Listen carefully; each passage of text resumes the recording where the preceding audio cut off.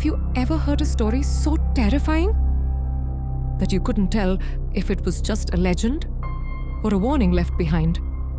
Tonight, we return to Chandipur, a village where even silence remembers the sound of hooves. And before we go deeper into this haunting tale, don't forget to subscribe to Shadowbound Tales. It costs nothing, but it keeps these lost stories alive. Now, listen close, because this time, someone has come to find the truth. And the forest is waiting. The tale of Kaalo Bijli, the ghost horse of Chandipur, had long become a fireside story.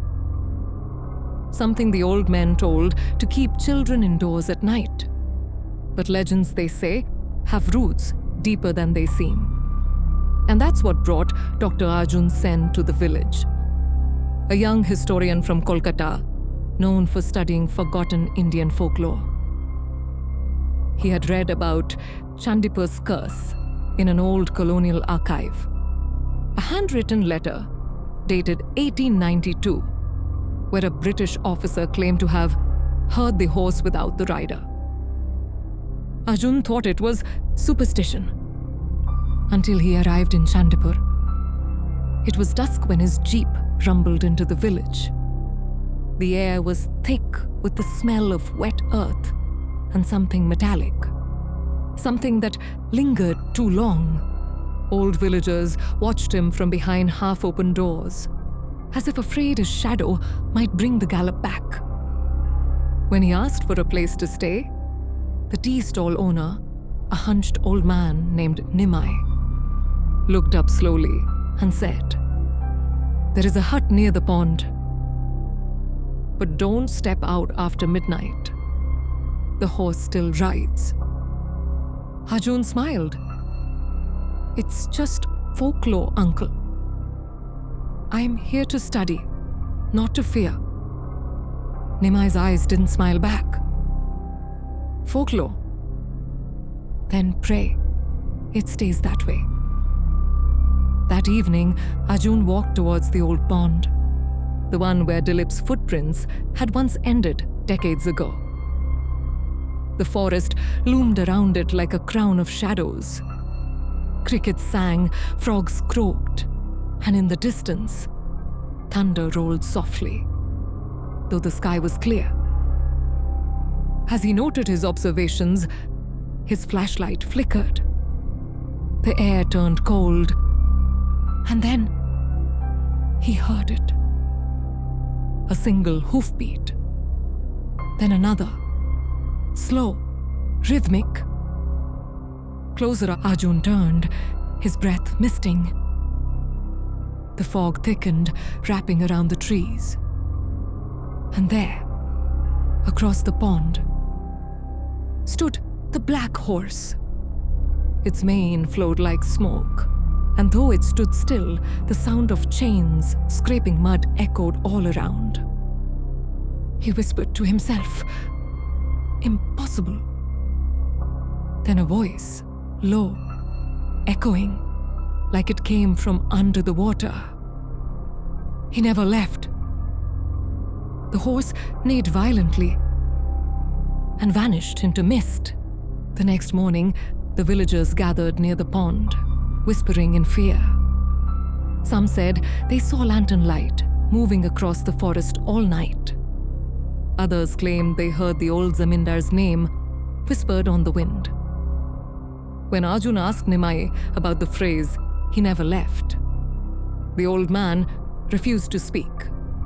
He only handed Arjun a piece of old cloth, tattered, blood-stained, with a symbol embroidered in gold. A royal emblem, Rajan Babu's family crest. It was found tied to the horse's neck. Nimai said softly, "Years ago, when the rider first vanished." Arjun felt a chill crawl down his spine. By afternoon, curiosity consumed him. He followed an overgrown path to the ruins of Rajan Babu's mansion. its arches crumbling, its doors devoured by vines. Inside, dust lay thick as snow. Old portraits stared down from the walls. Their eyes faded, but their presence sharp. In the center hall, he found a stable door, chained shut from the outside. The padlock was rusted, but recently disturbed. He forced it open. The smell hit him. Rotting leather, damp straw, and something burnt. Inside was the skeleton of a horse, or what was left of one. Its skull was cracked, and beneath it, Arjun found a torn piece of saddle leather with words carved crudely in Bengali. He rides still. That night, as rain began to fall, Arjun set up his recorder outside the hut. He was determined to capture proof. Hours passed. Only the sound of rain. Then, the faint rhythm of hooves began again. He turned on his camera. The lens caught the fog, thick, swirling, alive. And from within it came the sound of chains. The camera flickered, and for a moment, a figure appeared. A man, drenched, sitting atop the black horse.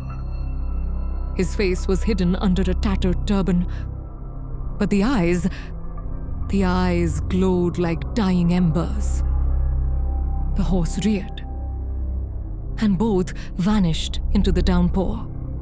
When Arjun reviewed the footage later, the screen froze on a single frame. The rider, leaning forward, whispering into the lens. "Tell Rajan? I found him." The same words that Dilip heard. Decades apart. The villagers found Arjun's hut empty the next morning. His jeep was still parked, the engine cold. Only his camera remained. No one dared play it. Until one day, Nimai's grandson, a curious boy, pressed the button. The screen flickered. Static. Then the faint sound of hooves.